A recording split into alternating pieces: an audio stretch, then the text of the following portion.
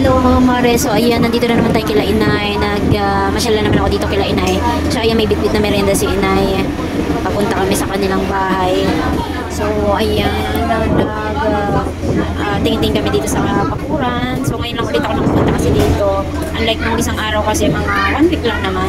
1 week lang naman, hindi naman masyadong patagalan. Kasi sobrang busy ako sa atin sundo sa mga bata.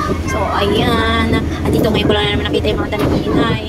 So ayan mga mare, pasensya na kayo kung medyo maingay na para tayo sa palengke. Pero actually, nandito ako ngayon sa barko. Sa Paluos kami ngayon. Dito na ako nag-voice over. Dito na rin ako nag-edit. Pag sa bahay talaga wala akong time. Kasi ngayon talaga walang signal. So medyo naboboring ako. Dito na yung time ko na mag-voice over. So pag sinipag ako, pag tinamad ako, walang voice over. So yun mare, medyo nagaganda na ako sa mga damo-damo na buni na andyan. Kasi pinutulan nila. So ayan, nag-iisa siya. Nilagay lang nila yung buko dyan na para tumubo. So pupunta kami doon sa dulo. Kasi kakain kami. Bumili kasi ako ng merienda. Sabi ko, inabili ng merienda para may makain. Ayan si Bella. Nakita ko na mamulot ng sampalok. So gusto niya mamulot ng sampalok. Kakain daw siya ng sampalok. Ano, Bella? Ano? Ano? Ano sabi mo, boss? Nakasilig ako. Ay, na yung Aday na sa duta ho. O ayaw da, kay may ipot. Nadila na.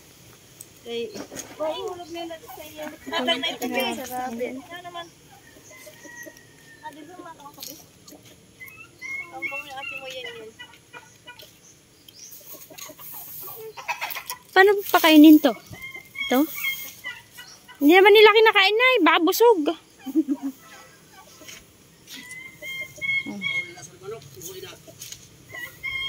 Ganun. Ganun pala sila kumain.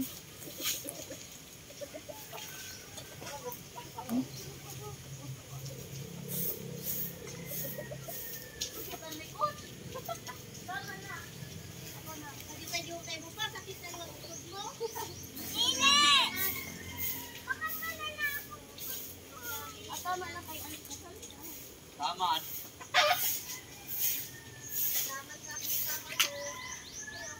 Labanan.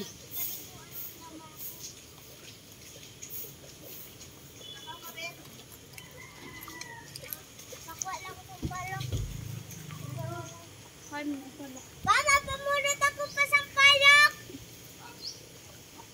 Ang asin-asin. Wag dyan. Maano na siguro dyan. Ito pala maganda. Yung dapat yung sarado, yung walang ano. Adi ko? Oo, yan. Hamaan mo. Ito pa ko. Adi pa. Tapos lagyan mo siya ng asukal. Manamit? Yung binibili natin sa grocery. Wag na yan. Ano na yan. Adi, ang dami.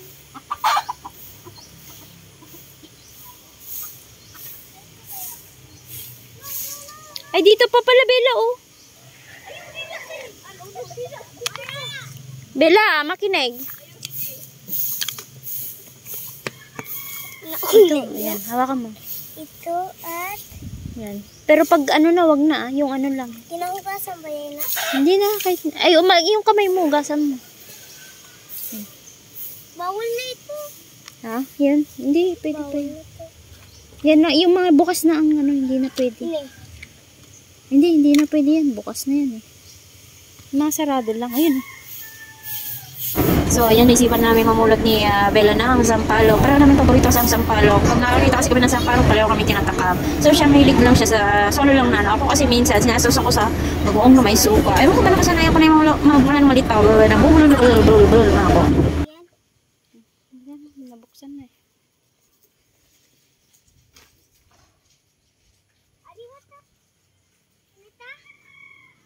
pwede yan. Ayan, medyo marami-rami na yung nakuha namin. Si Bella pulot pa na ng pulot. Sabi ko wag na kasi medyo marami na hindi na namin kayang hawakan. So ayan mga mare, may nakita akong itlog. Ayan isang peraso. Isang peraso lang talaga. Ay nako. Ewan ko lang kung isang peraso lang o baka mamaya ng itlog lang kung saan yung mga anak mga manok.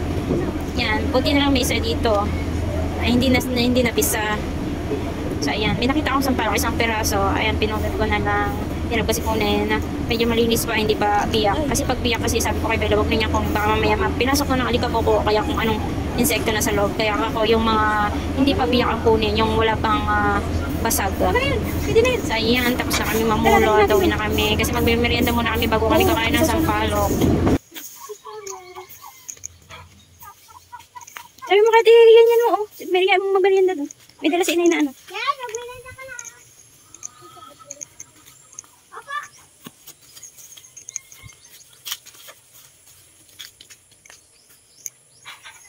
May dalang suman doon si inay. Hingi ka doon kayo na. Suman. Sausaw mo lang sa ano. Maghugas ka muna ng kamay.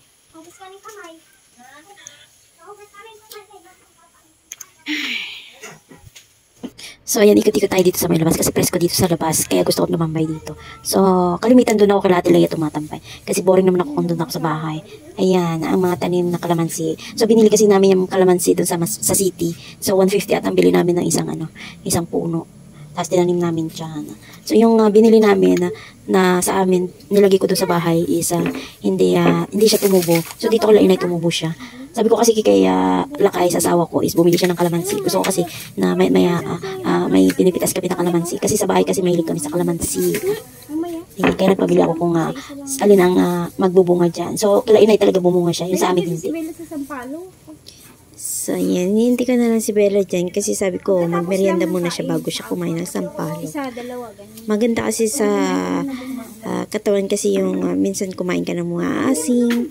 Para pag pupunta. So, yun, tinutok lang yung camera dun sa ano kasi nasa kaso ko si Bella na magkain siya ng merienda muna. So, ayan, video muna tayo dito sa bakuran.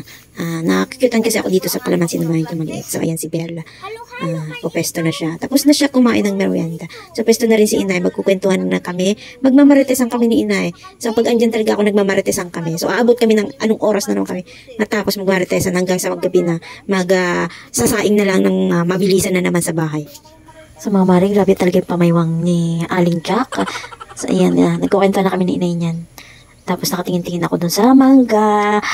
Dami-daming bunga ng mangga. So, tinatakam ako dun sa bunga ng mangga.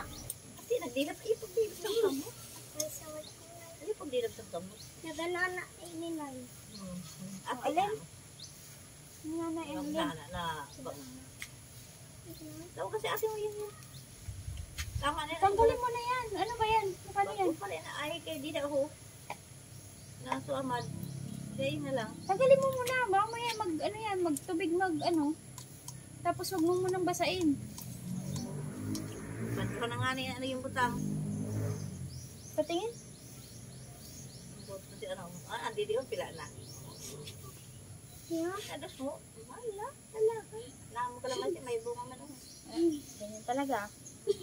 Pag nasa stage ng kalikutan. Butang ang premium. So, ayan, titingnan ko yung tanim ni Inay na sili. So, minsan kasi kailangan ko din makipag-usap si Inay para malibang-libang naman siya. Kasi wala siyang ibang kausap kundi ako. Minsan nandun ka sa ibang mga amiga niya. Pag sinipag talaga ako na hindi nanonood ng aking Korean drama, nandyan talaga ako lagi sa bahay nila Inay. Lagi namin yung mga bata pa kami, lagi namin ang nanggigigil kami sa ganito. Lagi namin. Ayan, may nakita akong tanim ni Inay. So, naalala ko yung kabataan ko noon. Kasi lagi ko ginagawa yan yung mga pumuputok. Lalawayan mo siya tapos pumuputok siya. Kasi ngayon, bira na lang kasi mga tanim ngayon. Yung mga iba kasi, andyan pa yung mga iba talaga hindi mo na siya makita sa isang lugar. So, bira na lang talaga na makita yung ganyan. Yung pumuputok talaga siya nila. So, ayan, ang ganda ng halaman ni Inay na pula. So, mahilig kasi sa tanim si Inay. Ako naman, kahit anong gawin ko kaya wala talaga akong kahilig magtanim. Pero, nature lover naman ako. Pero, wala talaga akong hilig mag-alaga ng mga tanim. So, si Inay mahilig talaga siya mag-alaga ng tanim. So, ayan lang libangan niya ang mga halaman. Tinitignan-tignan niya. Kahit pa isa-isa ka lang maglagay sa no? Okay na yan.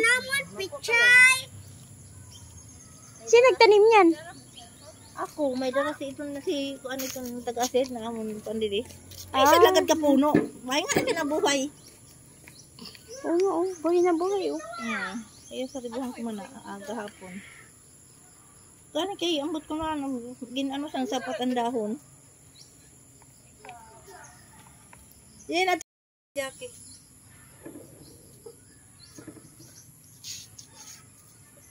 Sabi ko maasik. Pero isa lang ka puno una mo nga ina. Okay na yun, may kalamansi pa. Asan kalamansi? Akon ukurat. Ang cute naman ang kalamansi niya nandito sa baba. Buti nandito sa baba na Yung kay Ring talagang hindi na namatay lang.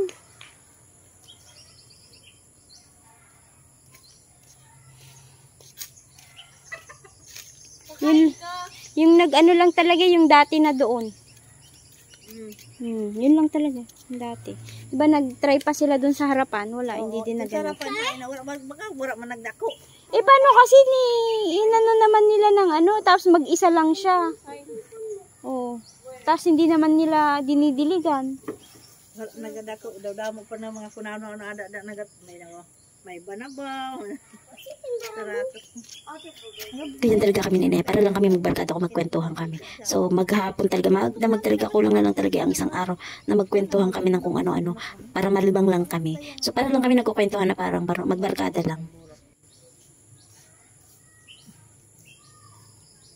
Bira na ngayon yung ganyan. Ano, Dati